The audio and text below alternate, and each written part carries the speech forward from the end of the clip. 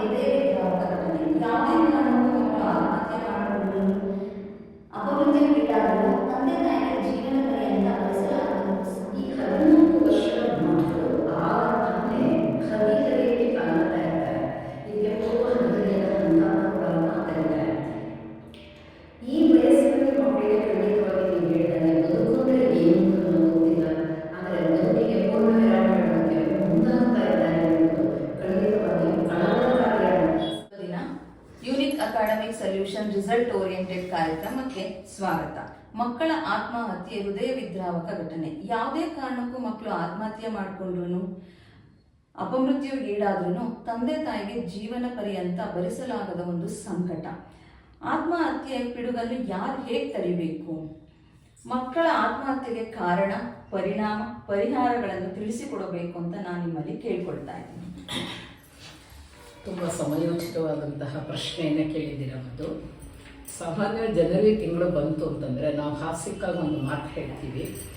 ಜನವರಿ ಅಂತಂದರೆ ಜನನ ಅಂತ ಕನ್ನಡದಲ್ಲಿ ತಗೊಂಡ್ರೆ, ಇಂಗ್ಲೀಷಿನ ವರಿ ಅಂತ ತಗೊಂಡ್ರೆ ವರಿ ಹುಟ್ಟುತ್ತೆ ಜನವರಿಯಲ್ಲಿ. ಫೆಬ್ರವರಿಯಲ್ಲೂ ಒಂದು ವರಿ ಇದೆ, ಅದರಲ್ಲಿ ಅದು ಜಾಸ್ತಿ ಆಗ್ತಾ ಹೋಗುತ್ತೆ. ಮಾರ್ಚ್ನಲ್ಲಿ ಅದು ಉತ್ತುಂಗಕ್ಕೆ ಏರ್ಬಿಡುತ್ತೆ ಅಂತ ನಾವು ಅಂದ್ಕೊಳ್ತೀವಿ. ಏಪ್ರಿಲಲ್ಲಿ ಬಿಡಿ ರಿಸಲ್ಟ್ ಅಂತಕ್ಕಂತಹ ಒಂದು ಹಾಸ್ಯ ಅಂತ ಹೇಳ್ತೀವಿ, ಅದು ಅಹಾಸ್ಯವಾದರೂ ಆಗಬಹುದು, ಸಂತೋಷವಾದರೂ ಆಗಬಹುದು, ಇಂತಹದ್ದು ನಡೀತದೆ. ನಿಮ್ಮ ಪ್ರಶ್ನೆ ಮಕ್ಕಳ ಆತ್ಮಹತ್ಯೆ. ಇಲ್ಲಿ ನಾವು ಮಕ್ಕಳು ಅಂತ ಹೇಳಿದ್ರೆ ವಯಸ್ಸನ್ನು ನಾವು ಗಣಿಸ್ತೀವಿ, ಯಾವ ವಯಸ್ಸಿನ ಮಕ್ಕಳು ಅಂತ ಹೇಳಿ. ಸೊ ನೀವು ಹೇಳಿದ್ದು 7ನೇ ತರಗತಿಯ ಮಗು ಅಂತ ಹೇಳಿದ್ರೆ, 7ನೇ ತರಗತಿಯ ಮಗುವಿಗೆ ಸಾಮಾನ್ಯವಾಗಿ ಇರ್ತಕ್ಕಂತಹ ವಯಸ್ಸು 14 ವರ್ಷದಿಂದ 15 ವರ್ಷ ಇರ್ತದೆ. ಅದು ತುಂಬ ಅಷ್ಟೇ. ಈ 14 ವರ್ಷದ ಮಕ್ಕಳು ಆಗ ತಾನೇ ಹದಿಹರಿಯಕ್ಕೆ ಕಾಲಿಡ್ತಾ ಇರ್ತಾರೆ.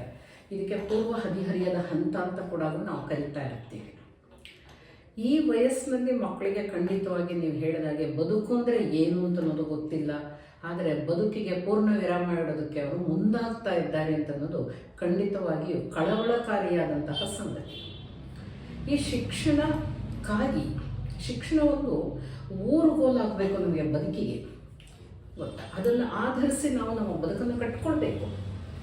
ಆದರೆ ದುರಾದೃಷ್ಟವಶಾತ್ ಅದೇ ಉರುಳಾಗ್ತಾ ಇದೆ ಅಂತನ್ನೋದನ್ನು ನೋಡಿದಾಗ ಎಲ್ಲರಿಗೂ ಖೇದವಾಗುತ್ತೆ. ಪ್ರಜ್ಞಾವಂತ ಪೋಷಕರ ಅಥವಾ ಪ್ರಜ್ಞಾವಂತ ಪ್ರಜೆಗಳಿಗೆ ಇದು ಖಂಡಿತ ನೋವಿನ ಸಂಗತಿಯೇ. ಇಲ್ಲಿ ಆತ್ಮಹತ್ಯೆ ಅಂತನೋ ಪದ ಬಂದಿದೆಯಲ್ಲ, ಈ ಆತ್ಮಹತ್ಯೆ ಅಂತಕ್ಕಂಥದ್ದು ಬದುಕನ್ನು ಕೊನೆಗೊಳಿಸ್ತಕ್ಕಂತಹ ಒಂದು ಕೆಲಸ. ಈ ವಯಸ್ಸಿನ ಮಕ್ಕಳಿಗೆ ಸಾಮಾನ್ಯವಾಗಿ ಸಾಯಬೇಕು ಅಂತಲೋ ಒಂದು ಯೋಚನೆ ಇರೋದೇ ಇಲ್ಲ. ಬದಲಾಗಿ ಅವರಿಗೆ ಇರ್ತಕ್ಕಂಥದ್ದೇನು ಅಂದರೆ, ಸಂಕಟ ಪರಿಸ್ಥಿತಿಯಿಂದ ನಾನು ತಪ್ಪಿಸ್ಕೊಂಡ್ಬಿಡ್ಬೇಕಷ್ಟೆ. ಏಕೆಂತಂದರೆ ನಾನೇನೋ ತಪ್ಪು ಮಾಡಿದ್ದೀನಿ, ನನ್ನ ತಪ್ಪು ತಾಯಿಗೆ ತಂದೆಗೆ ಗೊತ್ತಾದರೆ ಶಿಕ್ಷೆ ಕೊಡ್ತಾರೆ, ಇಲ್ಲ ಸಂಕಟ ಪಡ್ತಾರೆ. ಸೊ ನಾನು ಇದರಿಂದ ತಪ್ಪಿಸ್ಕೊಳ್ಬೇಕು ಅಂತ ಹೇಳಿಬಿಟ್ಟು ಮಕ್ಕಳುಗಳು ಆತ್ಮಹತ್ಯೆಗೆ ಶರಣಾಗ್ತಾ ಇದ್ದಾರೆ. ಇಲ್ಲಿ ಶಿಕ್ಷಣ ಅಂತನ್ನೋ ಪದವನ್ನು ನೀವು ತಗೊಂಡ್ರಿ. ಶಿಕ್ಷಣ ಅಂತ ಹೇಳೋ ಪದಕ್ಕೆ ನಾವು ನಿಜವಾಗ್ಲೂ ಮೊದಲು ಕಂಡುಹಿಡ್ಕೊಳ್ಬೇಕಾಗಿರೋ ಉತ್ತರ, ಶಿಕ್ಷಣ ಅಂದರೆ ಏನು, ಯಾವುದನ್ನು ಶಿಕ್ಷಣ ಅಂತ ನಾವು ಕರಿತೀವಿ, ಈ ಶಿಕ್ಷಣದ ಆರಂಭ ಎಲ್ಲಿಂದ, ಇದಕ್ಕೆ ನಾವು ಹೋಗಬೇಕು ಅಂತ ಹೇಳಿದ್ರೆ ನಮ್ಮ ದೇಶದಲ್ಲಿ 1453ರಲ್ಲಿ ಒಂದು ಘಟನೆ ನಡೀತದೆ. ಅದನ್ನು ಕಾನ್ಸ್ಟಾಂಟಿನೋಪಲ್ ಪತನ ಅಂತ ಕರಿತೀವಿ. ಕಾನ್ಸ್ಟಾಂಟಿನೋಪಲ್ ಪತನ ಅಂತ ಹೇಳಿದರೆ ನಮ್ಮ ದೇಶ ಮತ್ತು ಯುರೋಪಿನ ನಡುವೆ ವ್ಯಾವಹಾರಿಕ ಅಂದರೆ ವ್ಯಾಪಾರದ ಒಂದು ಬಾಂಧವ್ಯ ಇತ್ತು, ವ್ಯಾಪಾರ ನಡೀತಾ ಇತ್ತು. ಆದರೆ 1453ರಲ್ಲಿ ಆಟೋಮನ್ ಟರ್ಕರು ನಮ್ಮ ದೇಶ ಮತ್ತು ಯುರೋಪಿನ ನಡುವೆ ಇದ್ದಂತಹ ಒಂದು ಭೂಮಾರ್ಗವನ್ನು ಮುಚ್ಚಿಬಿಡ್ತಾರೆ ಮತ್ತು ಅವರು ವ್ಯಾಪಾರದ ಮೇಲೆ ತಮ್ಮ ಹಿಡಿತವನ್ನು ಸಾಧಿಸ್ಕೊಳ್ತಾರೆ. ಅಷ್ಟೊತ್ತಿಗಾಗಲೇ ಈ ಯುರೋಪ್ ಕಂಟ್ರಿಗಳಲ್ಲಿ ರೆನೈಸನ್ಸ್ ಅಂತಕ್ಕಂಥ ಒಂದು ಪ್ರಕ್ರಿಯೆ ನಡೆದಿರುತ್ತೆ. ನಿಧಾನವಾಗಿ ವೈಜ್ಞಾನಿಕ ಆವಿಷ್ಕಾರಗಳ ಕಡೆಗೆ ಮುಖ ತಿರುಗಿಸ್ತಾ ಇರ್ತಾರೆ. ಅಂತಹ ಸಂದರ್ಭದಲ್ಲಿ ನಮ್ಮ ದೇಶದಿಂದ ಯುರೋಪಿಯನ್ನರಿಗೆ ಸಿಗ್ತಕ್ಕಂತಹ ವಸ್ತುಗಳು, ಅದು ಸಾಂಬಾರ ಪದಾರ್ಥಗಳು ಅಂತ ನಾವು ಹೇಳ್ತೀವಿ. ಆ ಸಾಂಬಾರ ಪದಾರ್ಥಗಳು ಅದರ ಜೊತೆಯಲ್ಲಿ ನಮ್ಮ ದೇಶದ ಜೊತೆ ವ್ಯವಹಾರವನ್ನು ಮಾಡಿದಾಗ ಅವ್ರಿಗೆ ಸಿಗ್ತಕ್ಕಂತಹ ಲಾಭ. ಅದಕ್ಕೂ ಮೊದಲೇ ಮಾರ್ಕೋ ಪೋಲೋ ಅಂತಕ್ಕಂತಹ ಒಬ್ಬ ಪ್ರಯಾಣಿಕ ಈ ನಮ್ಮ ದೇಶದ ಏಷ್ಯಾ ಖಂಡಗಳಿಗೆ ಬಂದು ಹೋಗ್ತಾನೆ. ಅವನು ಏಷ್ಯಾದಲ್ಲಿ ಎಲ್ಲವನ್ನೂ ನೋಡ್ತಾನೆ. ಎಲ್ಲೋ ಒಂದು ಕಡೆ ಒಂದು ಡೈರಿನಲ್ಲಿ ಬರೆದಿರ್ತಾರೆ, ಭಾರತ ದೇಶದ ಜನಗಳು ಪ್ರಾಮಾಣಿಕರು, ಸಹನಶೀಲರು, ಜ್ಞಾನಿಗಳು ಮತ್ತು ಕರ್ತವ್ಯ ನಿಷ್ಠರು ಅಂತಕ್ಕಂಥ ಪದಗಳನ್ನು ವರ್ಣಿಸ್ಬಿಟ್ಟಿರ್ತಾರೆ. ಸಾಮಾನ್ಯವಾಗಿ ಈಗ ನಾವು ಸ್ವಾತಂತ್ರ್ಯವನ್ನು ಪಡೆದ ಮೇಲೂ ನಮ್ಮ ದೇಶದ ಕೆಲವು ಭಾಗಗಳನ್ನು ನಾವು ಬಿಟ್ಟುಕೊಟ್ಟ ನಂತರವೂ ಕೂಡ ನಮ್ಮ ದೇಶ ವಿಸ್ತೀರ್ಣದಲ್ಲಿ 7ನೇ ಸ್ಥಾನವನ್ನು ಪಡೆದಿರ್ತಕ್ಕಂತಹ ದೇಶ. ಹೀಗಾಗಿ ಏನಾಗುತ್ತೆ, ಈ ನಮ್ಮ ದೇಶದಲ್ಲೇ ಯುರೋಪ್ ಅಂತಕ್ಕಂಥದ್ದು ಪ್ರಪಂಚದ 2ನೇ ಚಿಕ್ಕ ಖಂಡ. ಆಸ್ಟ್ರೇಲಿಯಾವನ್ನು ಬಿಟ್ಟರೆ ಅದಕ್ಕಿಂತ ಸ್ವಲ್ಪ ದೊಡ್ಡದು. ಹೀಗಾಗಿರ್ಬೇಕಾದ್ರೆ ಏನಾಗ್ತದೆ, ಅವರು ಸೀಫೇರಿಂಗ್ ಪೀಪಲ್, ಯುರೋಪಿಯನ್ಸ್, ಅವರಿಗೆ ಸಮುದ್ರದ ಮೇಲೆ ಆಟ ಆಡಿ ಮಾಡಿ ರೂಢಿಯಾಗಿರ್ತಕ್ಕಂಥವ್ರು. ಅವರೇನು ಮಾಡ್ತಾರೆ, ನಮ್ಮ ದೇಶದಲ್ಲಿ ಮತ್ತೆ ವ್ಯವಹಾರವನ್ನು ಹೇಗಾದರೂ ಮಾಡಿ ಪ್ರಾರಂಭಿಸಬೇಕು ಅಂತ ಹೇಳಿ ಅಟ್ಟೋಮನ್ ಟರ್ಕರ ಆ ಒಂದು ವ್ಯವಹಾರದ ಮೇಲಿನ ಹಿಡಿತವನ್ನು ಕಡಿಮೆ ಮಾಡ್ಕೊಳ್ಳೋದಕ್ಕೋಸ್ಕರವಾಗಿ ಹಿಂದೂ ಮಹಾಸಾಗರದ ಮುಖಾಂತರ ಬರ್ತಾರೆ. ಅಲ್ಲಿ ತನಕ ನಮಗೆ ಅರೇಬಿಯನ್ ಸಮುದ್ರ ಜೊತೆಗೆ ಇದು ಇರ್ತಿತ್ತು, ಏನು ಇಸ್ತಾನ್ಬುಲ್ ಅಂತ ನಾವು ಇವತ್ತು ಕರೀತಕ್ಕಂಥದ್ದು, ಆ ಒಂದು ಜಾಗದ ಮೇಲೆ ನಡೀತಾ ಇತ್ತು. ಸ್ವಲ್ಪ ಹಾಗೆ ನೋಡಿ, ದಕ್ಷಿಣ ಆಫ್ರಿಕಾದ ಮುಖಾಂತರ ಬರ್ತಾ ಇದ್ದಾರೆ. ಅದಕ್ಕೋಸ್ಕರ ನಾನಿಲ್ಲಿ ಗ್ಲೋಬನ್ನು ನಾವು ಮುಂದೆ ಇಟ್ಟಿದ್ದೀವಿ. ಒಂದು ಸಲ ನಾವು ಭೂಪಟದಲ್ಲಿ ನೋಡಿಬಿಟ್ರೆ ಅದೆಷ್ಟು ಅವರು ಶ್ರಮವನ್ನು ಪಡ್ತಾರೆ ಅಂತ. ಅದಾದ ನಂತರ 1498ರಲ್ಲಿ ಪೋರ್ಚುಗೀಸ್ನ ವಾಸ್ಕೋ ಡ ಗಾಮ ನಮ್ಮ ದೇಶದ ದಕ್ಷಿಣ ಭಾಗವಾದ ಕ್ಯಾಲಿಕಟ್ಗೆ ಬಂದು ಇಳಿತಾನೆ. ಆಗ ಜಾಮೋರಿನ್ ಅಂತಕ್ಕಂಥವ್ನು ಆಳ್ತಾ ಇರ್ತಾನೆ. ನಾನು ಯಾಕೆ ಈ ಇತಿಹಾಸವನ್ನು ನಿಮಗೆ ಜ್ಞಾಪಿಸ್ತಾ ಇದ್ದೀನಿ ಅಂತ ಹೇಳಿದ್ರೆ, ಈ ಶಿಕ್ಷಣ ಅಂತನ್ನೋದು ನಮ್ಮ ದೇಶದಲ್ಲಿ ನಮ್ಮದೇ ಆದ ಒಂದು ರೀತಿಯಲ್ಲಿ ನಡೀತಾ ಇತ್ತು. ಯುರೋಪಿಯನ್ನರ ಆಗಮನಕ್ಕೆ ಮೊದಲು ಗೊತ್ತಾ, ನೀವು ಪ್ರಪಂಚದ ಇತಿಹಾಸದ ಪುಟಗಳನ್ನು ನಾವು ತಿರುಗಿಸಿ ನೋಡಿದ್ರೆ ಎಲ್ಲ ನಾಗರಿಕತೆಗಳನ್ನು ಕೂಡ ನೆಲಸಮಾಗಿ ಹೋಗಿದೆ. ಅದನ್ನು ಚರ್ಚೆ ಮಾಡೋದಕ್ಕೆ ಇದು ವೇದಿಕೆ ಅಲ್ಲದೆ ಇರೋದ್ರಿಂದ ನಾನು ಅದರ ಬಗ್ಗೆ ವಿವರವಾದಂತಹ ಒಂದು ವಿವರಣೆಯನ್ನು ಕೊಡ್ತಾ ಇಲ್ಲ. ಆದರೆ ನಮ್ಮ ದೇಶದಲ್ಲಿನೂ ನಾವು ನಮ್ಮ ಸಂಸ್ಕೃತಿಯನ್ನು ಉಳಿಸ್ಕೊಂಡಿದ್ದೀವಿ. ಅದಕ್ಕೆ ಕಾರಣ ನಾವು ಕಟ್ಟಿದಂತಹ ಶಿಕ್ಷಣ ಪದ್ಧತಿ ಅಂತ. ಹೀಗಾಗಿ ಏನಾಗ್ತದೆ, ಅವನು ಬಂದ ನಂತರ ವಿಸ್ತಾರವಾದ ನಮ್ಮ ದೇಶವನ್ನು, ವೈಭವೋಪೇತವಾದಂತಹ ನಮ್ಮ ಸಂಪತ್ತನ್ನು ನೋಡಿ ಅವನೇನು ಮಾಡ್ತಾನೆ, ಈ ದೇಶವನ್ನು ಆಳಬೇಕು ಅಂತ ಆ ಈಸ್ಟ್ ಇಂಡಿಯಾ ಕಂಪನಿಯ ಮುಖಾಂತರ ಬರ್ತಾರೆ. ಬೇರೆ ಬೇರೆಯವರು ಬರ್ತಾರೆ, ಆದರೆ ಬ್ರಿಟಿಷರು ಮಾತ್ರ ಇಲ್ಲಿ ನೆಲೆಯೂರುತ್ತಾರೆ, ಮಿಕ್ಕವರೆಲ್ಲ ಹೋಗ್ತಾರೆ. ನಾವು ಏನು ವ್ಯಾಂಡಿವ್ಯಾಶ್ ಅಂತ ಒಂದು ಯುದ್ಧ ನಡೆಯುತ್ತೆ, ವ್ಯಾಂಡಿವ್ಯಾಶ್ ಯುದ್ಧದಲ್ಲಿ ಪೋರ್ಚುಗೀಸರು ಹೊರಗಡೆ ಹೋಗ್ತಾರೆ. ಹಾಗೆಯೇ ಕಾರ್ನಾಟಿಕ್ ವಾರ್ಸ್ ಅಂತ ಹೇಳ್ತೀವಿ, ಅಲ್ಲಿ ಫ್ರೆಂಚರು ನಿರ್ಗಮಿಸ್ಬಿಡ್ತಾರೆ. ಆಮೇಲೆ ಬ್ರಿಟಿಷರು ಮಾತ್ರ ಉಳಿತಾರೆ. ಈ ಬ್ರಿಟಿಷರು ಉಳಿದಾಗ ಇಷ್ಟೊಂದು ವಿಸ್ತಾರವಾದ ದೇಶವನ್ನು ನಾವು ಆಳುವುದು ಹೇಗೆ ಅಂತ ಯೋಚನೆಯನ್ನು ಮಾಡ್ತಾರೆ. ಅದರಲ್ಲಿ ಯುರೋಪಿಯನ್ನರ ಪಾಲಿನ ದೇವರು, ಭಾರತೀಯರ ಪಾಲಿಗೆ ದೈತ್ಯನು ಅಥವಾ ಶಾಪವೂ ಆದಂತಹ ಒಬ್ಬ ವ್ಯಕ್ತಿ ನಮ್ಮ ದೇಶಕ್ಕೆ ಬರ್ತಾನೆ. ಆತ ಬಹಳ ಬುದ್ಧಿವಂತ. ಅವನೇ ಥಾಮಸ್ ಬಾಬಿಂಗ್ಟನ್ ಮೆಕಾಲೆ ಅಂತಕ್ಕಂಥ.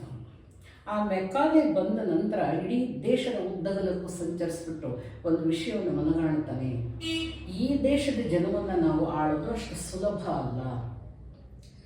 ಆ ಕಾರಣದಿಂದ ಏನು ಮಾಡ್ತಾನೆ, ಅವನು ಬ್ರಿಟಿಷ್ ಸರ್ಕಾರಕ್ಕೆ ಅಥವಾ ಈ ಏನು ಈಸ್ಟ್ ಇಂಡಿಯಾ ಕಂಪನಿಯ ಹೆಡ್ ಆಫೀಸ್ ಇರ್ತದೆ ಅಲ್ಲಿಗೆ ಒಂದೊಂದು ಪತ್ರವನ್ನು ಬರೀತಾನೆ. ಏನಂತ, ಈ ದೇಶ ಇಷ್ಟು ಸಂಪತ್ಭರಿತವಾಗಿರಲಿಕ್ಕೆ, ಈ ದೇಶದ ಜನ ಪ್ರಜ್ಞಾವಂತರಾಗಿರಲಿಕ್ಕೆ, ಈ ದೇಶದ ಜನ ಕರ್ತವ್ಯನಿಷ್ಠರಾಗಿರೋದಕ್ಕೆ, ಯಾರಿಗೂ ಗುಲಾಮರಾಗದೇ ಇಲ್ಲಿರೋದಕ್ಕೆ ಮುಖ್ಯವಾದ ಕಾರಣ ಈ ದೇಶದ ಶಿಕ್ಷಣ ಪದ್ಧತಿ ಅಂತ ಹೇಳ್ತಾರೆ. ನಮಗೆ ಗೊತ್ತಿದೆಯೋ ಗೊತ್ತಿಲ್ಲ, ವಾಸ್ತವಿಕವಾಗಿ ನೋಡಿದರೆ 1832ನೇ ಇಸ್ವಿಗಿಂತ ಮೊದಲು ನಮ್ಮ ದೇಶದ ಬಂಗಾಳ ಅಂತ ನಾವು ಏನು ಕರಿತೀವಿ ಅಲ್ಲಿ 30,000 ಗುರುಕುಲಗಳಿದ್ದವು. ಗುರುಕುಲ ಶಿಕ್ಷಣ ಪದ್ಧತಿ ಇವತ್ತಿನ ನಮ್ಮ ಶಾಲಾ ಔಪಚಾರಿಕ ಶಿಕ್ಷಣ ಪದ್ಧತಿಗೂ ಎಲ್ಲದಕ್ಕೂ ಅಜಗಜಾಂತರ ವ್ಯತ್ಯಾಸವನ್ನು ನಾವು ನೋಡ್ತಾ ಇದ್ದೀವಿ. ಹಿಂದೆ ನಮ್ಮ ಗುರುಕುಲಗಳಲ್ಲಿ ಶಿಕ್ಷಣವನ್ನು ಕೊಡ್ತಾ ಇದ್ದೀವಿ. ಈ ಶಿಕ್ಷಣಕ್ಕೆ ನಾವು 2 ಭಾಗವನ್ನು ಮಾಡ್ತೀವಿ. ಒಂದು ಟೈಲರ್ ಮೇಡ್ ಎಜುಕೇಷನ್ ಅಂತ ಒಂದು ಹೇಳ್ತಾರೆ, ಇನ್ನೊಂದನ್ನು ನಾವು ರೆಡಿಮೇಡ್ ಗಾರ್ಮೆಂಟ್ಸ್ ಶಾಪ್ ಅಂತ ಕರಿತೀವಿ. ಇವತ್ತಿನ ನಮ್ಮ ಒಂದು ಶಾಲಾ ಕಾಲೇಜುಗಳನ್ನು ನಾವು ನೋಡಿದ್ರೆ ಅದೊಂದು ರೆಡಿಮೇಡ್ ಗಾರ್ಮೆಂಟ್ ಶಾಪ್. ಬಟ್ ನಮ್ಮ ಭಾರತೀಯ ಶಿಕ್ಷಣ ಪದ್ಧತಿ ಏನಿತ್ತು ಅದು ಟೈಲರ್ ಮೇಡ್ ಅಂತ ಕರೀತಾರೆ. ಏನಿದೆ ವ್ಯತ್ಯಾಸ ಅಂತ ಹೇಳಿದ್ರೆ, ನಾವು ರೆಡಿಮೇಡ್ ಅಂಗಡಿಗೆ ಹೋಗ್ತೀವಿ, ನಮ್ಗೆ ಅದು ಬಟ್ಟೆ ರೆಡಿಯಾಗಿ ಹೊಂದಿಟ್ಟಿರ್ತಾರೆ, ನಾವು ತೊಗೊಂಬರ್ತೀವಿ. ಅದು ನಮಗೆ ಫಿಟ್ ಆದರೂ ಆಗ್ಬೋದು, ಅನ್ಫಿಟ್ ಆದರೂ ಆಗ್ಬೋದು, ಮತ್ತೊಂದು ರಿಪೇರಿ ಮಾಡಿಕೊಳ್ಳೇಬೇಕು. ನಮಗಿಷ್ಟ ಆಗಿದ್ದ ಬಣ್ಣದಲ್ಲಿ ಇಷ್ಟ ಆಗಿದ್ದಂಥ ಡಿಸೈನ್ ಸಿಕ್ಕಿರಲ್ಲ, ಇಷ್ಟವಾದಂತಹ ಡಿಸೈನು ನಮ್ಮ ಸೈಜಿಗಿರಲ್ಲ. ಈ ತರಹ ಹಲವಾರು ನಾವು ತೊಂದರೆಗಳನ್ನು ನೋಡ್ತೀವಿ. ಟೈಲರ್ ಮೇಡ್ ಅಂದರೆ ಹಾಗಲ್ಲ. ನಾವು ಟೈಲರ್ ಹತ್ರ ಹೋಗ್ತೀವಿ, ಅವನು ನಮ್ಮದೇ ಅಳತೆ ತೊಗೋತಾನೆ, ನಮ್ಮದೇ ಅಳತೆ ತೊಗೊಂಡು ನಮಗೆ ಬೇಕಾದದ್ದನ್ನು ಹೊಲ್ಕೊಡ್ತಾನೆ. ಇದು ಭಾರತೀಯ ಶಿಕ್ಷಣ ಪದ್ಧತಿಯನ್ನು ನಾವು ಟೈಲರ್ ಮೇಡ್ ಅಂತ ಕರೀತಾ ಇರ್ತೀವಿ. ಯಾಕೆ ಅಂತಂದರೆ ನಮ್ಮ ಗುರುಕುಲಗಳಲ್ಲಿ ಇಂಥದ್ದೇ ಸಿಲೆಬಸ್ಸನ್ನು ಹೀಗೆ ಕಲಿಸ್ಬೇಕು ಅಂತ ಇರಲಿಲ್ಲ. ಅಲ್ಲಿ ಸಿಲೆಬಸ್ನ ಬ್ರಾಡ್ನೆಸ್ ಇರ್ತಿತ್ತು. ಹಿಂದೆ ಗುರುಕುಲಗಳಿಗೆ ವಾಸ ಮಾಡ್ತಾ ಇದ್ದಂಥವ್ರನ್ನ ಅಂತೆವಾಸಿಗಳು ಅಂತ ಕರೀತಾ ಇದ್ರು.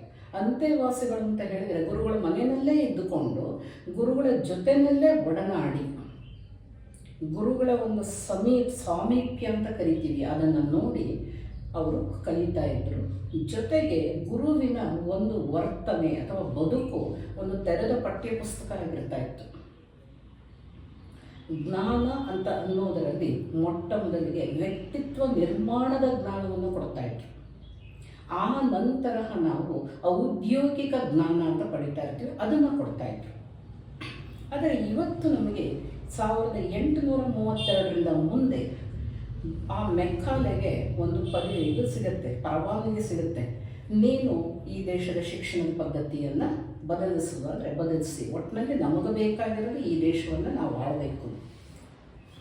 ಆವಾಗ ಅವನು ತುಂಬ ಯೋಚನೆ ಮಾಡಿಬಿಟ್ಟು ಭಾರತೀಯರ ಪದ್ಧತಿಯಿಂದ ದೂರ ಹೋಗಬೇಕು, ಭಾರತೀಯರೇ ಭಾರತೀಯ ಶಿಕ್ಷಣ ಪದ್ಧತಿಯನ್ನಾಗಲಿ ಭಾರತೀಯ ಸಂಪ್ರದಾಯವನ್ನಾಗಲಿ ಯಾವುದನ್ನು ಗೌರವಿಸದೇ ಇರತಕ್ಕಂಥದ್ದು, ಅಂದರೆ ತಮ್ಮ ಸ್ವಸಂಸ್ಕೃತಿಯನ್ನು ಮರೆತು ಇನ್ನೊಂದು ಸಂಸ್ಕೃತಿಯನ್ನು ಅವರು ಅಡ್ಯಾಪ್ಟ್ ಮಾಡ್ಕೊಳ್ಳೋಕ್ಕಾಗದೆ ಗೊಂದಲದಲ್ಲಿ ಬೀಳಬೇಕು ಅಂತ ಅನ್ನೋ ಒಂದು ಶಿಕ್ಷಣ ಪದ್ಧತಿಯನ್ನು ಶುರು ಮಾಡಿ, ಹಾಗಾಗಿ ಅವರು ನಮ್ಮನ್ನು ಗುಲಾಮರನ್ನಾಗಿ ಮಾಡೋದಕ್ಕೆ ಅಥವಾ ಕಾರಕುಲರನ್ನು, ಅವರಿಗೆ ಬೇಕಾದಂತಹ ಕಾರ್ಮಿಕರನ್ನು ತಯಾರು ಮಾಡೋದಕ್ಕೆ ಬೇಕಾದಷ್ಟು ಶಿಕ್ಷಣವನ್ನು ಮಾತ್ರ ಅವರು ಶಿಕ್ಷಣ ಕೊಟ್ಟಿದ್ದು ಅಂತ ನಾವು ಹೇಳಬಾರ್ದು.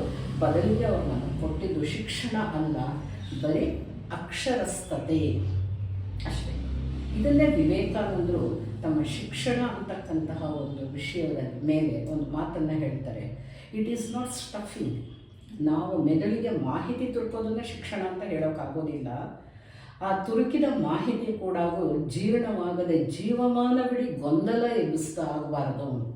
ಅದರ ಬದಲಿಗೆ ವ್ಯಕ್ತಿಯ ಆಂತರ್ಯದೊಳಗೆ ಹುದುಗಿರ್ತಕ್ಕಂತಹ ಅಂತಃಸತ್ವವನ್ನು ಹೊರಗೆಳಿತಕ್ಕಂತಹ ಕಾರ್ಯ ಆಗಬೇಕು ಶಿಕ್ಷಣ ಅಂತ ಹೇಳಿಬಿಟ್ಟು ವಿವೇಕಾನಂದರು ಅದನ್ನು ಹೇಳ್ತಾರೆ.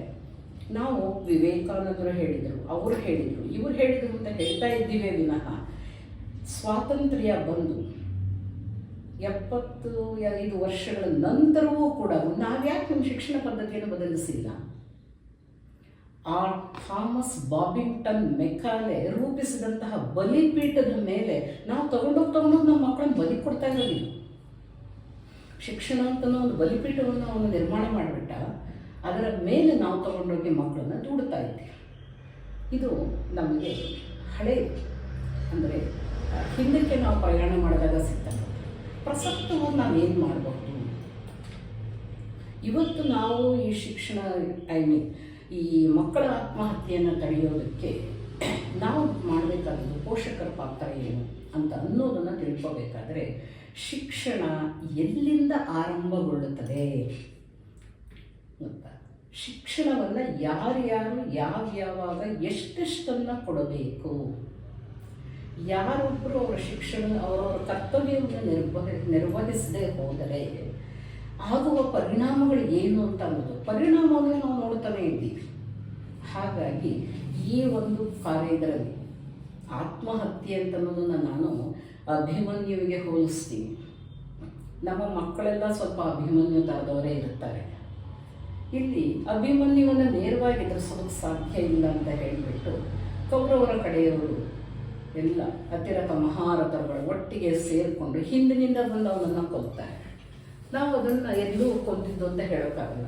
ನೀವು ಹುಡುಗನ ಆತ್ಮಹತ್ಯೆ ಅಂತ ಹೇಳಿದರೆ ನನಗೆ ಅನಿಸ್ತಾ ಇರತಕ್ಕಂಥದ್ದು ಹುಡುಗನ ಆತ್ಮಹತ್ಯೆ ಅಲ್ಲ, ಪೋಷಕರು, ಶಿಕ್ಷಕರು, ಶಾಲೆ, ಸಮಾಜ ಹಾಗೂ ಸರ್ಕಾರ ಒಟ್ಟಿಗೆ ಸೇರಿ ಮಾಡಿದಂತಹ ಕೊನೆ ಅಂತ ನಾವು ಅದನ್ನು ಕರಿಬಹುದು. ಇದು ಕೇಳೋದು ಸ್ವಲ್ಪ ಕಠೋರವಾಗಿರಬಹುದು, ಆದರೆ ವಾಸ್ತವಿಕ ಸತ್ಯ ಅದೇನೆ. ಹಾಗಾಗಿ ಮೊದಲಿಗೆ ನಾವು ಪೋಷಕರ ಪಾತ್ರ ಅಡಿಗಲ್ಲಿನ ಹಾಗೆ ಇರುತ್ತೆ ಅಂತ ಹೇಳ್ತೀವಿ. ಒಂದು ಶಿಕ್ಷಣ ಅಂತಕ್ಕಂಥದ್ದು ಒಂದು ದೊಡ್ಡ ಸೌಧ. ಆ ಸೌಧಕ್ಕೆ ಅಡಿಗಲ್ಲು ಪೋಷಕರ ಪಾತ್ರ. ಅಡಿಗಲ್ಲು ಗಟ್ಟಿಯಾಗಿ ಇದ್ದರೆ ನಂತರ ನಾವು ಕಟ್ಟಿದಂತಹ ಕಟ್ಟಡಕ್ಕೆ ಯಾವುದೇ ರೀತಿಯಾದ ಭದ್ರತೆ ಇಲ್ಲದೆ ಇದ್ರೂ ಮತ್ತೆ ಎದ್ದು ನಿಲ್ತದೆ. ಅದು ಇದನ್ನು ಪೋಷಕರ ಪಾತ್ರ ಏನು, ಪೋಷಕರು ಕೊಡಬೇಕಾದಂಥ ಶಿಕ್ಷಣ ಏನು, ನೆಕ್ಸ್ಟ್ ಸಮಾಜ ಕೊಡಬೇಕಾದಂಥ ಶಿಕ್ಷಣ ಏನು, ಅದಾದ ನಂತರ ಸರ್ಕಾರ ರೂಪಿಸಬೇಕಾದಂಥ ಶಿಕ್ಷಣ ವ್ಯವಸ್ಥೆ ಏನಿರುತ್ತೆ, ಇಂಥದ್ದು ಎಲ್ಲವನ್ನೂ ಕೂಡ ನಾವು ಇದರಲ್ಲಿ ನೋಡ್ತಾ ಬರ್ತೀವಿ. ನೀವು ಕೇಳಿರೋ ಪ್ರಶ್ನೆನ ನನಗೆ ಹೇಗೆ ಅನ್ನಿಸ್ತಾ ಇದೆ ಅಂತಂದರೆ, ದೊಡ್ಡದಾದ ಆನೆಯನ್ನು ಒಂದು ಕನ್ನಡಿಯಲ್ಲಿ ತೋರಿಸಿ ಅಂತ ಕೇಳ್ತಾ ಇದ್ದೀರಾ. ನಾನು ಪೋಷಕರ ಪಾತ್ರದ ಬಗ್ಗೆ ಹೆಚ್ಚಿನ ಮಾಹಿತಿಯನ್ನು ನಾನು ಇವಾಗ ತಗೊಳ್ತೀನಿ. ಬಹುಶಃ ಇದು ಈ ಒಂದು ಭಾಗದಲ್ಲಿ ಅಥವಾ ಮುಂದಿನ ಭಾಗದಲ್ಲಿ ಅದನ್ನು ನಾನು ಮುಂದುವರಿಸ್ತಾ ಹೋಗ್ತೀನಿ. ನಮ್ಮಲ್ಲಿ ಒಂದು ಪದ್ಯ ಇದೆ, ನಾವು ಸಣ್ಣವರಿದ್ದಾಗ ಕೇಳಿದ್ರು. ಮನೆಯ ಮೊದಲ ಪಾಠಶಾಲೆ, ಜನನಿ ತಾನೇ ಮೊದಲ ಗುರುವು, ಜನನಿಯಿಂದ ಪಾಠ ಕಲಿತ ಜನರು ಧನ್ಯರು, ಘನತೆಯಿಂದ ಅವರು ಬಾಳ್ವರೆನುತ ನುಡಿವರು ಅಂತಂತ ಒಂದು ಪದ್ಯವನ್ನು ಕಲ್ತೀವಿ. ಈಗ ಅಲ್ಲಿಗೆ ಶಿಕ್ಷಣಕ್ಕೆ ಆಧಾರ ಸ್ತಂಭವೇ ಪೋಷಕರು, ಅದರಲ್ಲೂ ವಿಶೇಷವಾಗಿ ತಾಯಿ, ಅದಾದ ನಂತರ ತಂದೆ, ಅದಾದ ನಂತರ ಮನೆಯವರು, ಸಮಾಜ, ಇವೆಲ್ಲರೂ ಕೂಡ ಇದರಲ್ಲಿ ಒಳಗೊಳ್ಳುತ್ತಾರೆ. ತಾಯಿ ಹೇಗೆ ಶಿಕ್ಷಣವನ್ನು ಕೊಡೋದು, ಯಾವಾಗ ಶಿಕ್ಷಣವನ್ನು ಕೊಡಬೇಕು, ಅದಕ್ಕೆ ನಾವು ಹೇಳ್ತಾ ಇರೋದು ಇದು ಅನೌಪಚಾರಿಕ ಶಿಕ್ಷಣ ಅಂತ ಕರಿತೀವಿ. ಇತ್ತೀಚಿನ ದಿನಗಳಲ್ಲೂ ಕೂಡ ನಾವು ಶಿಕ್ಷಣ ಶಾಸ್ತ್ರವನ್ನೇ ತಗೊಂಡು ಅಧ್ಯಯನ ಮಾಡ್ತಾ ಬಂದಾಗ ಶಿಕ್ಷಣ ಅಂದರೆ ಏನು ಅಂತ ಅನ್ನೋದಕ್ಕೆ ತಾಯಿಯ ಗರ್ಭದಿಂದ ಹಿಡಿದು ಭೂತಾಯಿಯ ಗರ್ಭವನ್ನು ಸೇರುವವರೆವಿಗೂ ನಾವು ಪಡಿತಕ್ಕಂತಹ ಎಲ್ಲ ಅನುಭವಗಳು ಕೂಡ ಶಿಕ್ಷಣ ಅಂತ ಹೇಳಿಬಿಟ್ಟು ನಾವು ಕರೀತಾ ಇರ್ತೀವಿ. ಅಂದಮೇಲೆ ನಮ್ಮ ಮಕ್ಕಳ ಶಿಕ್ಷಣ ತಾಯಿಯ ಗರ್ಭದಲ್ಲೇ ಆರಂಭ ಆಗತ್ತೆ ಅಂತ ಆಯಿತು. ಹಾಗಾದರೆ ತಾಯಿಯ ಗರ್ಭದಲ್ಲಿ ಆರಂಭ ಆಗತ್ತೆ ಅಂತ ಅಂದಾಗ ತಾಯಿ ಹೇಗಿರಬೇಕು ಅಂತ ಒಂದು ಗಾದೆ ಮಾತಿದ್ದೇ ಇದೆ, ಕೇಳಿದಿರ? ನೂಲಿನಂತೆ ಸೀರೆ ತಾಯಿಯಂತೆ ಮಕ್ಕಳು ಅಂತಾರೆ ವಿನಃ ಎಲ್ಲಿಯೂ ಕೂಡ ತಂದೆಯಂತೆ ಮಕ್ಕಳು ಅಂತ ಹೇಳಿಲ್ಲ. ಹಾಗಾದ ಮೇಲೆ ಹೆಚ್ಚಿನ ಒಂದು ಒತ್ತಡ ಯಾರ ಮೇಲೆ ಬಿತ್ತು? ತಾಯಿಯ ಮೇಲೆ ಬಿತ್ತು. ಅದಕ್ಕೆ ತಾಯಿಯ ಸ್ಥಾನ ಬಹಳ ದೊಡ್ಡದು. ತಂದೆಗಿಂತ ದೊಡ್ಡ ಸ್ಥಾನವನ್ನು ತಾಯಿ ಕೊಟ್ಟಿದ್ದಾರೆ. ಈ ಯಕ್ಷ ಮಹಾಭಾರತದಲ್ಲಿ ಅಜ್ಞಾತವಾಸಕ್ಕೆ ಹೊರಡೋಕ್ಕೂ ಮೊದಲೇ ಯಕ್ಷ ಅಂದರೆ ಯಮ ಧರ್ಮರಾಯನನ್ನೇ ಪ್ರಶ್ನೆಗಳನ್ನೇ ಕೇಳ್ತಾನೆ. ಆ ಪ್ರಶ್ನೆ ಏನು ಅಂದರೆ ಅದರಲ್ಲಿ ಮೊದಲನೇ ಪ್ರಶ್ನೆನೇ ಭೂಮಿಗಿಂತ ದೊಡ್ಡ ವಸ್ತು ಯಾವುದು ಅಂತ ಕೇಳ್ತಾನೆ. ಆವಾಗ ಈ ತಕ್ಷಣ ಯಮಧರ್ಮ ಅಂದರೆ ಧರ್ಮರಾಯ ಹೇಳ್ತಾನೆ, ಭೂಮಿಗಿಂತಲೂ ದೊಡ್ಡ ವಸ್ತು ತಾಯಿ ಅಂತ ಹೇಳ್ತಾನೆ. ಅಂದಮೇಲೆ ಇಲ್ಲಿ ತಾಯಿಯ ಮಹತ್ವ ನೋಡ್ತೀವಿ. ಈ ಸನ್ಯಾಸ ಅಂತಕ್ಕಂಥವ್ರು ವಯಸ್ಸಿನ ಒಂದು ಇದಿಲ್ಲ, ಇತಿಮಿತಿ ಇಲ್ಲ. ಸನ್ಯಾಸಿಗೆ ಇಷ್ಟೇ ವರ್ಷ ಆಗಬೇಕು ಅನ್ನೋದು ಏನೂ ಇಲ್ಲ. ಒಬ್ಬ ಯುವ ಸನ್ಯಾಸಿ ಬಂದರೂ ಕೂಡ ಅವನು ತನ್ನ ಎಲ್ಲ ಐಹಿಕ ಬಂಧನಗಳನ್ನು, ಪ್ರಾಪಂಚಿಕ ಬಂಧನಗಳನ್ನು ಕಳ್ಕೊಂಡ್ಬಿಟ್ಟು ಅವನು ಸನ್ಯಾಸ ಆಗ್ತಾನೆ, ಸನ್ಯಾಸವನ್ನು ಪಡೀತಾನೆ. ಆಗ ಅವನ ಸನ್ಯಾಸವನ್ನು ಪಡೆದ ನಂತರ ಅವನ ತಂದೆ ಅವನಿಗೆ ಎದುರಿಗೆ ಬಂದರೂ ಕೂಡ ಆ ತಂದೆ ಆ ಸನ್ಯಾಸ ನಮಸ್ಕಾರ ಮಾಡಬೇಕು, ಅದು ದೋಷ ಇಲ್ಲ. ಅದೇ ತಾಯಿ ಬಂದರೆ ಆ ತಾಯಿಗೆ ಸನ್ಯಾಸಿ ನಮಸ್ಕಾರ ಮಾಡಬಹುದು. ಅಂದರೆ ಈ ಜಗತ್ತಿನ ಎಲ್ಲದಕ್ಕಿಂತ ಹೆಚ್ಚಿನ ಒಂದು ಸ್ಥಾನಮಾನ ತಾಯಿಗೆ ಅಂತ ಕೊಟ್ಟಿದ್ದಾರೆ. ಅದನ್ನು ನಾವು ಇವತ್ತು ಕೂತ್ಕೊಂಡು ತಾಯಿಯ ಸ್ಥಾನ ದೊಡ್ಡದು, ನಾನು ಬಹಳ ದೊಡ್ಡವರು ಅಂತ ನಾವು ಅಂದ್ಕೋತಾ ಇದ್ದೀವಿ. ಆದರೆ ಆ ಸ್ಥಾನಕ್ಕೆ ನಮಗಿರಬೇಕಾದಂತಹ ಅರ್ಹತೆ ಏನು, ಆ ಅರ್ಹತೆಯನ್ನು ನಾವು ಗಳಿಸ್ಕೊಂಡು ತಾಯಿಯಿಂದ ಆಗ್ತಾ ಇದ್ದೀವ, ಅಥವಾ ಅರ್ಹತೆ ಆಗೋದಕ್ಕೆ ಮೊದಲೇ ತಾಯಿ ಆಗ್ತಾ ಇದ್ದೀವ ಅಂತ. ನಾವಿಲ್ಲಿ ಕರಿತಕ್ಕಂಥದ್ದು ತಂದೆ ತಾಯಿಗಳಿಗೆ ಜನನಿ ಜನಕರು ಅಂತ ಕರೀತಾರೆ.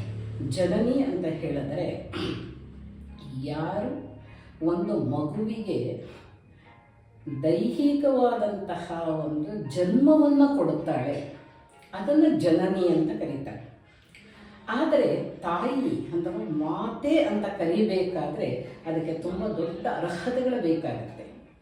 ಹಾಗಾಗಿ ಪ್ರಜೆಗಳನ್ನು ರೂಪಿಸುವಲ್ಲಿ ತಾಯಿಯ ಪಾತ್ರ ಬಹಳ ಮಹತ್ವದ್ದು ಅಂತ ನಾವು ಕರಿತೀವಿ. ಇಲ್ಲಿ ಅನ್ಬೋದು ಪ್ರಜೆಗಳು ಅಂತ. ಪ್ರಜೆ ಅಂತಂದರೆ ಏನರ್ಥ? ಜನ ಅಂತೂ ಅಂತೀವಿ, ಪ್ರಜೆ ಅಂತ ಹೇಳ್ತೀವಿ. ಗೊತ್ತಾಯ್ತಾ? ಪ್ರಜ್ಞಾವಂತನಾದಂತಹ ವ್ಯಕ್ತಿಯನ್ನು ರೂಪಿಸಿದ್ರೆ ಯಾಕೆ ಮಾತೆ, ಅದು ಪ್ರಜೆ. ಬರೀ ಜನ್ಮವನ್ನು ಕೊಟ್ಟುಬಿಟ್ಟು ನಾವು ಹೇಗೋ ಬೆಳೀತಾನೆ ಅಂತ ಬಿಟ್ಟುಬಿಟ್ರೆ ಅದು ಬರೀ ಜನನಿ ಆಗ್ತಿದೆ. ಈ ಜನನಿಗೆ ಮಾತ್ರ ಈ ಗೌರವ ಅಲ್ಲ, ಮಾತೆಗೆ ಮಾತ್ರ ಈ ಗೌರವವನ್ನು ನಮ್ಮ ಸಮಾಜ ಕೊಟ್ಕೊಂಡು ಬಂದಿದೆ. ಹಾಗಾಗಿ ಮೊದಲು ತಾಯಂದಿರುಗಳು ಮಗುವನ್ನು ಹೆರುವುದಕ್ಕೆ ಮೊದಲು ಮಾನಸಿಕವಾಗಿ ಸಿದ್ಧತೆಯನ್ನು ಮಾಡಿಕೊಳ್ಬೇಕು. ಗೊತ್ತಾ? ಇವಾಗ ನಾವು ನೋಡ್ತಾ ಇದ್ದೀವಿ, ಮದುವೆ ಅಂತ ಹೇಳಿದ ತಕ್ಷಣವೇ ಅದೊಂದು ಆಡಂಬರದ ಈವೆಂಟ್ ಆಗಬಾರ್ದದು, ಮೊಮೆಂಟ್ ಆಗಬೇಕು. ಆದರೆ ಏನಾಗ್ತಾ ಇದೆ, ನಾವು ಪ್ಲ್ಯಾನ್ ಮಾಡ್ತೀವಿ, ಮದುವೆಗೆ ಅಂತ ಸೀರೆ ತಗೋಬೇಕು, ಹೌದಾ? ಯಾವ ಕಲ್ಯಾಣ ಮಠದಲ್ಲಿ ಮದುವೆ ಆಗಬೇಕು, ಯಾವ ಥರ ಊಟ ಅಡುಗೆ ಮಾಡಿಸ್ಬೇಕು, ಯಾವ ಥರ ಅಡುಗೆ ಮಾಡಿಸ್ಬೇಕು, ಗೊತ್ತಾ? ಇದೆಲ್ಲದರ ನಡುವೆ ನಾವು ಮಾನಸಿಕವಾಗಿ ಎಷ್ಟು ಮಟ್ಟಿಗೆ ಸಿದ್ಧವಾಗಿದ್ದೀವಿ ಮದುವೆ ಆಗೋಕ್ಕೆ ಅದನ್ನು ನೋಡಲ್ಲ. ಎರಡನೇ ಪಾಯಿಂಟಿಗೆ ಬರ್ತೀವಿ, ಅದೇನೋ ಆಯಿತು ಬಿಡಿ ಹೋಗಲಿ ಅಂತ. ಹಾಗಾದರೆ ನಾವು ಹುಡುಗ ಹುಡುಗಿಯರಾಗಿದ್ದವರು ಗಂಡ ಹೆಂಡತಿಯರಾಗಿ ಮಾತಾಪಿತೃಗಳಾಗಬೇಕಾದ್ರೆ ಅಥವಾ ಅಪ್ಪ ಅಮ್ಮ ಆಗಬೇಕಾದ್ರೆ ನಾವು ಸ್ವಲ್ಪ ಮಾನಸಿಕ ಸಿದ್ಧತೆ ಮಾಡ್ಕೋಬೇಕು ಅಂತ ನಾವು ಎಲ್ಲೂ ಯೋಚಿಸಲಿಲ್ಲ. ಹೀಗಾಗಿ ಎಲ್ಲ ಹಂತದಲ್ಲೂ ಕೂಡ ನಾವು ಇತ್ತ ಭಾರತೀಯರೂ ಆಗದೆ ಅತ್ತ ಪಾಶ್ಚಿಮಾತ್ಯರೂ ಆಗದೆ ನಾವು ಗೊಂದಲದ ಗೂಡಾಗಿದ್ದೀವಿ. ಬಹುಶಃ ಇದನ್ನೇ ಅವರು ಮೆಕಾಲೆ ಎಡಬಿಡಂಗಿಗಳನ್ನು ತಯಾರು ಮಾಡುವ ಶಿಕ್ಷಣವನ್ನು ನಾನು ಕೊಡೋದಕ್ಕೆ ಹೊರಟಿದ್ದೀನಿ ಅಂತ ಹೇಳಿದ. ಹಾಗಾಗಿ ನಾವು ಇವತ್ತು ಈ ಎಲ್ಲ ಸಮಸ್ಯೆಗಳ ಗೂಡಾಗಿದ್ದೀವಿ. ಬಹಳ ಹಿಂದಿನ ಕಾಲದಲ್ಲಿ ನಮ್ಮಲ್ಲಿ ಇತಿಹಾಸದ ಪುಟಗಳನ್ನು ತಿರುಗಿಸಿದರೆ ಈ ಹಿಂದೂ ಅಂದರೆ ಹರಪ್ಪ ಮೊಹೆಂಜೋದಾರೋ ಸಂಸ್ಕೃತಿ ಅಂತ ಒಂದಿದೆ. ಅದಾದ ನಂತರ ನಾವು ವೈದಿಕ ಸಂಸ್ಕೃತಿ ಅಂತ ಬರ್ತೀವಿ. ಹರಪ್ಪ ಮತ್ತು ಮೊಹೆಂಜೋದಾರೋನಲ್ಲಿ ತಾಂತ್ರಿಕವಾಗಿ ಬಹಳ ಮುನ್ನಡೆದಂತಹ ಈ ದೇಶ, ಅದಕ್ಕೆ ನಮಗೆ ಬೇಕಾದಷ್ಟು ಎವಿಡೆನ್ಸ್ ಸಿಗುತ್ತೆ.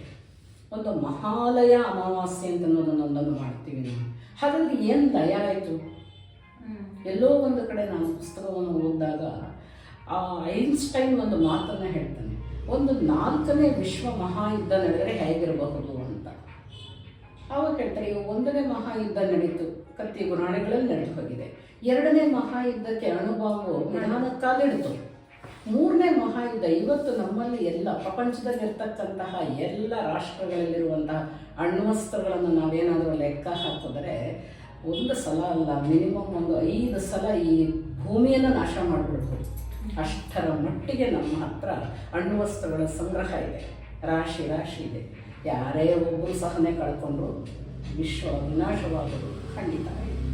ಹಾಗಾದರೆ 4ನೇ ಮಹಾಯುದ್ಧ ಹೇಗೆ ನಡಿಬೇಕು? ಆವಾಗ ಹೇಗೆ ನಾವು ಹೇಳ್ತಾನೆ ಆಗ ಐನ್ಸ್ಟೈನ್, ಆವಾಗ ನಡೆಯೋತಕ್ಕಂಥದ್ದು ಯುದ್ಧ ಈ ಕಲ್ಲು ಗಿಡ ಮರ ಇವುಗಳನ್ನು ಕಿತ್ಕೊಂಡು ಅಂತ ಹೇಳಿ ಅಲ್ಲಿಗೆ ಸಂಪೂರ್ಣ ವಿನಾಶ ಆಗ್ತದೆ. ಹಾಗಾದಾಗ ನಾವು ಈ ವಿಶ್ವ ವಿನಾಶವಾಗದೇ ಇರೋದಕ್ಕೆ ಏನು ಮಾಡಬೇಕು ಅಂತ ಅನ್ನೋ ಕಾರಣಕ್ಕೆ ನಮ್ಮಲ್ಲಿ ಋಷಿ ಮುನಿಗಳು ಒಂದೇ ವಿಷಯವನ್ನು ಅವರ ಮೆದುಳಿನಲ್ಲಿ ಇಟ್ಕೊಂಡು ಮಾನವನ ಈ ಒಂದು ನಿರ್ನಾಮಕ್ಕೆ ಕಾರಣ ಏನು, ನಿರ್ಮಾಣವನ್ನು ಹೇಗೆ ಮಾಡಬಹುದು ಅಂತ ಹೇಳಿಬಿಟ್ಟು ಸಾವಿರಾರು ವರ್ಷಗಳ ಹಿಂದೆಯೇ ತಪಸ್ಸನ್ನು ಮಾಡಿ ನಮಗೆ ಒಂದು ನವನೀತವನ್ನು ಕೊಟ್ಟಿದ್ದಾರೆ ಗೊತ್ತಾ. ಅದನ್ನೇ ನಾವು ಭಾರತೀಯ ಶಿಕ್ಷಣ ಪದ್ಧತಿಯಲ್ಲಿ ಅಳವಡಿಸ್ಕೊಂಡಿದ್ದೀವಿ. ಭಾರತೀಯರಿಗೆ ಗೊತ್ತಿಲ್ಲದೆ ಇರತಕ್ಕಂತಹ ವಿಜ್ಞಾನ ಎಲ್ಲೂ ಇಲ್ಲ. ಒಬ್ಬ ಬಹುಶಃ ನನಗೆ ವಿನ್ಸೆಂಟ್ ಸ್ಮಿತ್ ಅಂತ ಹೇಳ್ತದೆ, ಅಥವಾ ಇನ್ನೊಬ್ಬ ವ್ಯಕ್ತಿ ಇರಬಹುದು, ಹೆಸರು ನನಗೆ ಮರ್ತು ಹೋಗಿದೆ. ಆತ ಒಂದು ಮಾತನ್ನು ಹೇಳ್ತಾನೆ, what is there in the world that is in India.